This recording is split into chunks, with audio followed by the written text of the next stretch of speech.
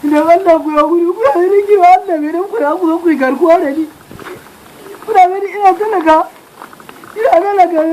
Ina gidan yara ina iyalai na. Amma ku zo ku ɗauke ni ya ku ya zo ku gudan Allah wa Allah. Ba Allah ne. Kai ya gayi. Ya ke ciki ne. Ya ga bada namba. Har yanzu ba bai bada namba. Ya bada namba ba? Ba abin da ya bada har yanzu. Fasa mai kai. Ku to mai shi mana kuna da kallon shi ne.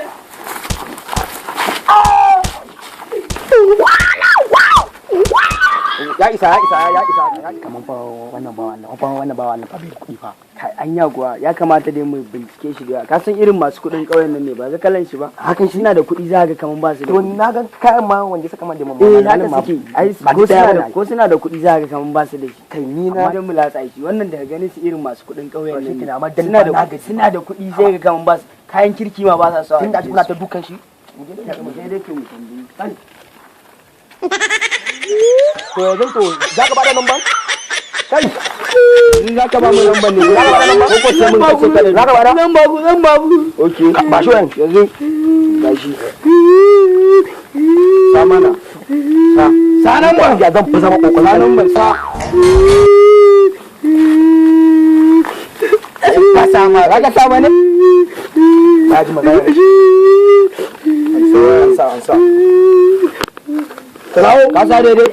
Tabbatar sun kai idan muka kira muka ji ba daidai in muka kira za mu kashe ka da duka. sai na harbe nan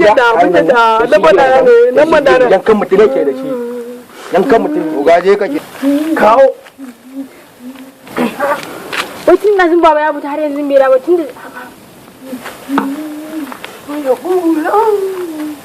tun da baba hello Wa an dauka rike. Yi magana. Hello? Hello? Na ji murya ka na wani. Murya na ne. Har ga na yanka jin guda uku yanzu kai kada yake jira ma zan ma fito. Ya ji murya ga wani iri ne. Ni ne. Ta kai magana. Har ga ran kawo miliyan 23. Ka gaya musu abin da yake faruwa mana. Ko sai mun gaya musu da kanmu. Maganan abun nan. Ga an bai garkuwa da ni ne. Ban gane ba. Kina bun naga? Wai miliyan 3 suke so. Miliyan 3? Kai, ba cikin miliyan 3 ne to kana da miliyan 20 da wannan shi miliyan 3 mana ba.